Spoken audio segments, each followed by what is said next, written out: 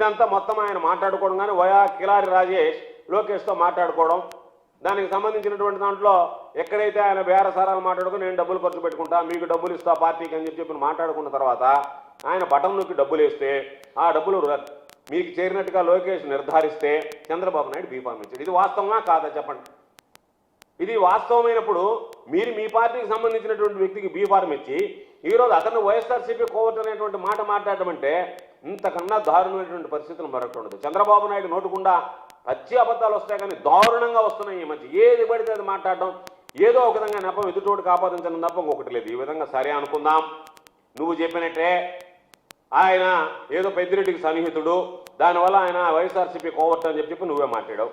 పెద్దిరెడ్డి సన్నిహితుడైతే పెద్దిరెడ్డి తమ్ముడి మీద నువ్వు ఎందుకు పోటీ పెట్టావు? ఆ మాత్రం నీకు అవగాహన లేదా? నిన్ను చూస్తే, నీ పరిస్థితి చూస్తే నీ నీడను నువ్వు నమ్మవే, నీ నీడను చూసి నువ్వు భయపడతావే. అటువంటి వ్యక్తి వైఎస్ఆర్సీపీ కోవర్ట్కి టికెట్ ఇచ్చావా? ఇది నమ్మాలనా? ఇది నమ్మదగినటువంటిది. ఒకవేళ వైఎస్ఆర్సీపీ కోవర్ట్ అంటే ఎంతమంది మా పార్టీలో నుంచి వచ్చారు మీ దగ్గరికి? నెల్లూరు పార్లమెంట్గా ఉన్నటువంటి వేమిరెడ్డి ప్రభాకర్ రెడ్డి గారు మా పార్టీ నుంచి వచ్చాడు, ఆయన కూడా వైఎస్ఆర్సీపీ కోవర్టేనా? మాగుంట శ్రీనివాసరెడ్డి గారు మా పార్టీ నుంచి మీ దగ్గరికి వచ్చాడు, ఆయన కూడా వైఎస్ఆర్సీపీ కోవర్టేనా?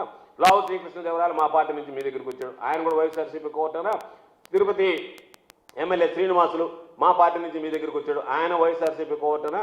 కోటమిరెడ్డి శ్రీధర్ రెడ్డి మా పార్టీ నుంచి మీ దగ్గరికి వచ్చాడు, ఆయన వైఎస్ఆర్సీపీ కోవర్టేనా? కొలుసు పార్థసారథి, వాసంశెట్టి సుభాష్, అదేవిధంగా వీళ్ళు ఇంకొక మంత్రులందరూ వచ్చారు మీ దగ్గరికి. కొలుసు పార్థసారథి దగ్గర నుంచి, వాసంశెట్టి సుభాష్ దగ్గర నుంచి, రాంప్రసాద్ దగ్గర నుంచి, రాంప్రసాద్ రెడ్డి దగ్గర నుంచి, వీళ్ళు ముగ్గురు మా పార్టీలో నుంచి ఈరోజు మీ ప్రభుత్వంలో మంత్రులుగా ఉన్నారు. వాళ్ళందరూ కూడా మా కోవర్ట్లేనా? అంటే మీరు ఎమ్మెల్యేలు ఇచ్చిన వాళ్ళు మా కోవర్ట్లే, మీ ప్రభుత్వంలో మంత్రులుగా పనిచేసేవాళ్ళు మా కోవర్టే. అంతే కదా నువ్వు చెప్పాల్సింది.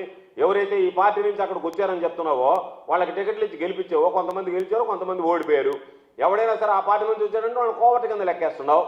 కాబట్టి ఈరోజు జయచంద్రారెడ్డిని అతను తప్పు చేశాడు కాబట్టి, దొరికిపోయాడు కాబట్టి అడ్డంగా ఆయన మీద ఇప్పుడు కేసు బుక్ చేయాల్సినటువంటి పరిస్థితి ఏర్పడింది. కాబట్టి సింపుల్గా ఆయన మీ కోవర్ట్ అని చెప్పి మాట్లాడుతున్నాను. నేను అడుగుతున్నాను, అందరూ మా కోవర్ట్ వైఎస్ఆర్సీపీ కోవర్ట్లు అని చెప్పి చంద్రబాబు నాయుడు చెప్పదలుచుకున్నాడా? చంద్రబాబు నాయుడు దానికి ఒప్పుకుంటాడా?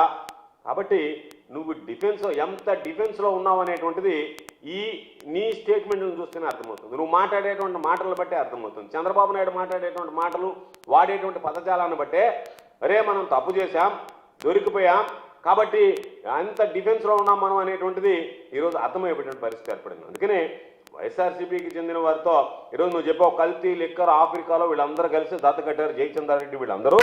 తర్వాత ఇంకొక డైవర్షన్ అనమాట ఇది. దాని ప్రకారం అక్కడ ఉన్నటువంటి పరిచయాల ప్రకారం మొలకల చెరువులో కల్తీ లిక్కర్ ఫ్యాక్టరీ పెట్టారు. అంటే వైఎస్ఆర్సీపీ వాళ్ళతో కలిసి ఆఫ్రికాలో ఆయన చేశాడు, అక్కడ అనుభవం ఉంది కాబట్టి ఆయన మొలకల చెరువులో కల్తీ లిక్కర్ ఫ్యాక్టరీ అని చెప్పి అన్నావు.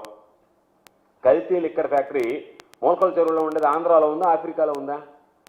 ఆఫ్రికాలో ఉంటే ఆఫ్రికాలో అనుభవం ఉంటుంది, సరే బాగానే ఉంది. ఇబ్రహీంపట్నంలో ఉన్నటువంటి కల్తీ లిక్కర్ ఫ్యాక్టరీ ఆఫ్రికాలో ఉందా, ఆంధ్రాలో ఉందా? కాబట్టి ఆఫ్రికాలో డిస్టిలరీస్ ఉన్నాయి జయచంద్రారెడ్డి అని చెప్పి ఆయన ఎన్నికలు ఎప్పుడు పెట్టాలని చెప్పాడు. ఆ రోజు నీకు కనపడలేదా? ఆ రోజు నోట్ల కట్టలు చూసేటప్పటికి బీఫారం టికెట్ ఇవ్వాలనిపించిందా? ఈ రోజు పాపం ఆయన చేసినటువంటి తప్పులు, మీరందరూ కలిసి చేసినటువంటి తప్పులన్నీ బయటపడేటప్పటికి ఆయన బయటేసి ఇతను మా వాడు కాదు వైఎస్ఆర్సీపీ కోర్ట్ అని చెప్పి ఆయన్ని బలి చేసి తప్పించుకోవాలనేటువంటి ఆలోచన చేస్తున్నారు. కాబట్టి ఈరోజు ఒకసారి చూద్దాం. ఇబ్రహీంపట్నంలో దొరకలేదా, పాలకొల్లులో దొరకలేదా, ఏలూరులో దొరకలేదా, అమలాపురంలో దొరకలేదా, తర్వాత తీరా చూస్తే అనకాపల్లి జిల్లాలో పరవాడలో దొరకలేదా? ఇవన్నీ కల్తీ మద్యం దొరకలేదు. ఇవన్నీ ఆఫ్రికాలో ఉన్నాయా, ఆంధ్రాలో ఉన్నాయా? అనకాపల్లి జిల్లాలో ఉన్నటువంటి పరవాడలో ఉన్నటువంటి రత్తుల రాముకు ఆఫ్రికాతో సంబంధాలు ఉన్నాయా? ఆయన అయ్యన్న పాత్రుడితో కలిసి అంటగాగినటువంటి వాడు, అయ్యన్న పాత్రుడికి శిష్యుడు ఆ రత్తల రాము అనేటువంటి అతను, అనకాపల్లి జిల్లాకు సంబంధించినటువంటి పరవాడకు చెందినటువంటి వ్యక్తి. ఆయన ఇక్కడ నకిలీ మద్యం తయారు చేస్తా పట్టుబడ్డాడు. కాబట్టి మీరు అన్నీ జరిగినవన్నీ ఎక్కడ జరిగినా సరే అవన్నీ ఆఫ్రికాలో జరిగినట్టుగా ఊహించుకుంటున్నారేమో తెలియదు కానీ ఆఫ్రికాలో ఆయనకు ఉన్నట్టుగా ఆయన ఎన్నికల అఫిడవిట్లో చెప్పాడు. ఆ రోజు నువ్వు ఒప్పుకొని టికెట్ ఇచ్చావు. ఈరోజు అక్కడ పనిచేశాడు కాబట్టి ఇక్కడికి వచ్చి అది చేస్తున్నారు, సంబంధాలు లేవన్నట్టుగా ఇవన్నీ ఆంధ్రాలో ఉన్నటువంటివి కాదా? ఆఫ్రికా ఎందుకు ముడి పెడుతున్నాను? ఆంధ్రాలో జరిగినటువంటి వాటిని గురించి మాట్లాడుతున్నాం, ఆంధ్రాలో జరిగినటువంటి నేరాల ఘోరాల గురించి మాట్లాడుతున్నాం, ఆంధ్రాలో జరిగినటువంటి కల్తీ మద్యాన్ని గురించి మాట్లాడుతున్నాం, ఆంధ్రాలో జరిగినటువంటి కల్తీ మద్యం వల్ల కోల్పోయినటువంటి ప్రాణాల గురించి మాట్లాడుతున్నాం. దాని గురించి మాట్లాడకుండా ఏదో ఒకటి మనం తప్పిది చేసుకుందాం, దాని నుంచి బయటపడిపోదాం, ఏ విధంగా దీన్ని మనం గడుక్కుందాం, ఈ బురద మన మీద పడింది, దీన్ని ఏ విధంగా గడుక్కోవాలనేటువంటి ఆలోచన తప్ప జరిగినటువంటి దాని మీద